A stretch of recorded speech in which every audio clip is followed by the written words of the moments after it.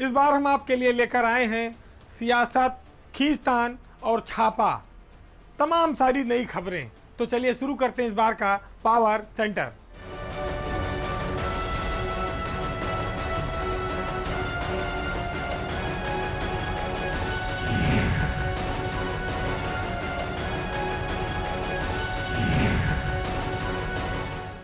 एक गाना था कि ये मुलाकात तो एक बहाना है, प्यार का सिलसिला बड़ा पुराना है। सैफई परिवार में सियासत का एक नया अध्याय शुरू हुआ है। 5 साल से एक बर्फ जमी थी चाचा और भतीजा के रिश्तों में, वो पिघल गई। एक दीवार खड़ी थी, वो गिर गई। एक खाई थी, वो मिट गई। अखिलेश यादव पिछले दिनों अपने चाचा शिवपाल यादव के घर अचानक जा पहुंचे। तो चाचा भतीजा का जब मिलन हुआ तो रिश्तों में गर्मजोशी का ऐलान भी हो गया। जब जब होली का त्यौहार आए या दिवाली आती थी, शादी ब्याह का कोई मौका होता था सैफई परिवार में, तो दोनों के मिलने की चर्चाएं तेज हो जाती थी। 2017 में जो अलगाव हुआ, उसके बाद से इस एकता की बड़े दिनों से उम्मीद की जा रही थी और ये माना जा रहा था कि अगर चुनाव से पहले अखिलेश और शिवपाल की पार्टी एक नहीं होती है तो समाजवादी पार्टी को और विपक्ष को सत्ता हासिल करने में बड़ी कठिनाई आएगी। सियासत में कई बार ये माना जाता है कि जो दल बड़ा होता है उसकी अपनी शर्तें होती हैं, सामने वाले को उस पर आना पड़ता है और जाना पड़ता है। लेकिन यहाँ पर यह बात महत्वपूर्ण थी कि अखिलेश की पार्टी भले ही बड़ी हो, लेकिन परिवार में कद और पद दोनों शिवपाल का बड़ा है। ऐसे में छोटे को बड़े के पास जाना ही था। और ये जो गठबंधन की बातें हो रही हैं, ये आगे चलकर विलय का रूप भी लेंगी, जिसकी की चर्चा है। क्योंकि जब घी गिरता है तो वो कटोरे में ही जाता है। पिछले 5 सालों में दोनों की सियासत में बहुत कुछ बदला है। अखिलेश यादव ने सत्ता के बाहर रह के जो संघर्ष उन्होंने देखा है, उससे उन्हें इस बात का एहसास भी हुआ होगा कि शिवपाल यादव जो अनुभव में उनसे बड़े हैं, उन्होंने विपक्ष में रह के किस तरह से दल को चलाया होगा। दोनों को एक होने की ज़रूरत काफ़ी समय से महसूस की जा रही थी। हालांकि अगर आप देखें तो इस मिलन के पीछे सिर्फ और सिर्फ एक तस्वीर ही महत्वपूर्ण है, और वो है मुलायम सिंह यादव की। क्योंकि दोनों के संरक्षक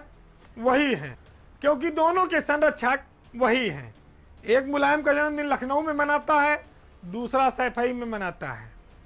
दोनों उन्हें अपना आदर्श मानते हैं, हालांकि उनकी बात नहीं मानते थे। लेकिन अब वो नौबत नहीं रही। कहा जाता है कि सियासत में अस्थाई तौर पर न तो कोई दोस्त होता है न कोई दुश्मन। लेकिन परिवार में कई बार चीज़ें ऐसी हो जाती हैं कि आदमी रिश्ता छोड़ने को तो तैयार हो जाता है, लेकिन जिद नहीं छोड़ता। अब अखिलेश ने बड़ा दिल दिखाकर चाचा के लिए पार्टी के दरवाजे खोल दिए हैं और उनसे गठबंधन का ऐलान कर दिया है। तो ये साफ संकेत है कि वो परिवार में रिश्ता नहीं छोड़ेंगे, जिद छोड़ देंगे। एक साहित्यकार ने लिखा भी है कि आओ सारे मसले को इस रोशनी में हल करें कि गुनहगार तुम भी थे, गुनहगार हम भी थे। तुम भी अपने हाथ के सारे पत्थर फेंक दो, हम भी सब कुछ भूल जाने को तैयार हैं। यूपी में जो बीजेपी की सियासी गाड़ी है, वो थोड़ा हिचकोले खा खा कर चल रही है। मोदी और योगी की जोड़ी उत्तर प्रदेश के विधानसभा चुनाव में बीजेपी को 2022 में जिताने के लिए जैसे ही 4 कदम आगे बढ़ती है, तैसे ही लखीमपुर कांड का साया कहीं ना कहीं उनके राह का रोड़ा बन जाता है। लखीमपुर का जो कांड है वो बीजेपी के लिए गले की फांस बना हुआ है। पिछले 4-5 महीनों से बीजेपी इस दाग को धो नहीं पा रही है। समस्या इस बात की है कि बिल्ली के गले में घंटी बांधे कौन। दूसरी ओर मामला देश के गृह राज्य मंत्री का है। अजय मिश्रा और टेनी महाराज बेटे के जेल जाने से दुखी हैं। ऐसे में उनके जले पर अगर कोई नमक छिड़केगा तो स्वाभाविक है कि कोई भी नेता हो अपना आपा खो सकता है।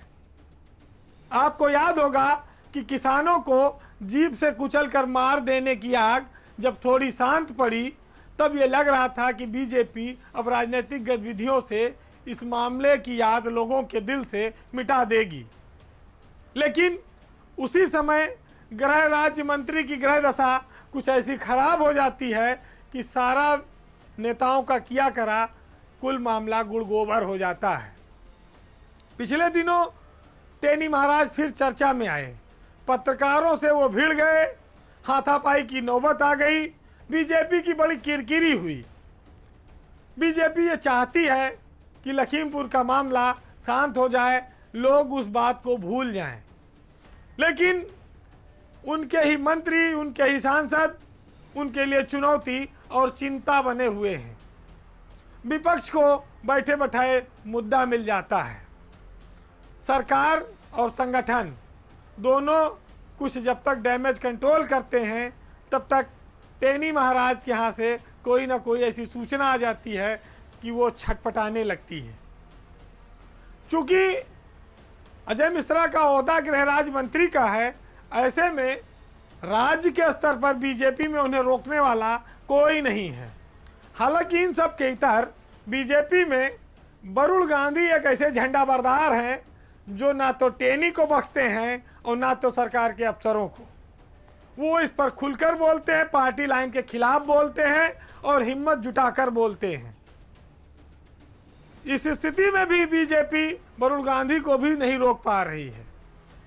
तो बड़ी अजीब स्थिति है कि भाजपा एक और जहां एक्सप्रेसवे की बात करती है, जहां एम्स का उद्घाटन करती है, जहां पर काशी विश्वनाथ जैसे बड़े बड़े प्रोजेक्ट ला रही है, जहां गंगा एक्सप्रेसवे चलने वाला है, वहां पर एक मंत्री की वजह से जहां कभी संसद नहीं चलती है, कभी लखनऊ में बवाल मचता है तो कभी लखीमपुर में भिड़ंत हो जाती है। लेकिन ये चुनाव का नाजुक वक्त है।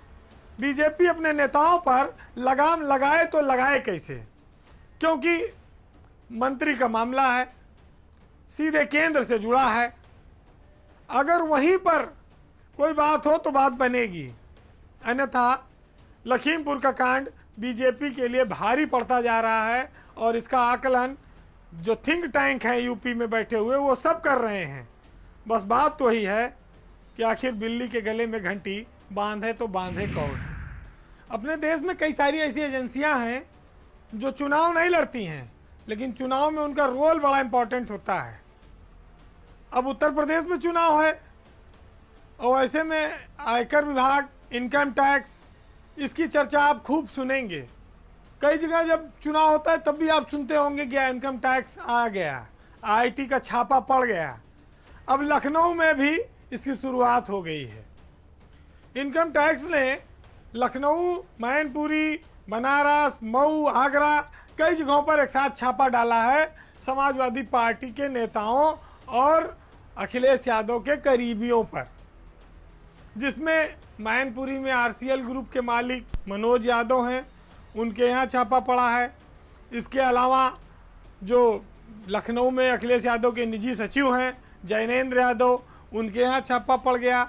विशालखंड में कारोबारी राहुल भसीन के यहाँ छापा डाला और मऊ में समाजवादी पार्टी के प्रवक्ता राजीव राय के यहाँ भी छापा पड़ा।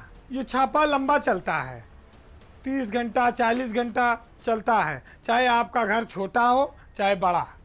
छोटा हो तो 1 घंटे में छानबीन हो जाएगी, बड़ा हो तो 3-4 घंटे में छान लेंगे, लेकिन छापा 30-40 घंटा चलेगा, क्योंकि भाई उनको भोजन पानी भी इंतजाम वहीं रहता है और निर्देश भी रहता है भाई कि कम से कम कुछ 1 रात वहाँ गुजारो, क्योंकि इसी बहाने एहसास होगा जाड़े की रात है, इंतजाम थोड़ा रजाई गद्दे का भी रखना पड़ता है। अब ये जिसके यहाँ छापा पड़ा है उसके यहाँ अगर नहीं है तो टेंट हाउस से भी वो चाहे तो मंगा सकता है, अधिकारियों को कोई एतराज़ नहीं होता है। हालांकि देखिए जब चुनाव आता है तो हमारे यहाँ बड़ा पैसा भी बढ़ता है और संसाधन भी बढ़ते हैं।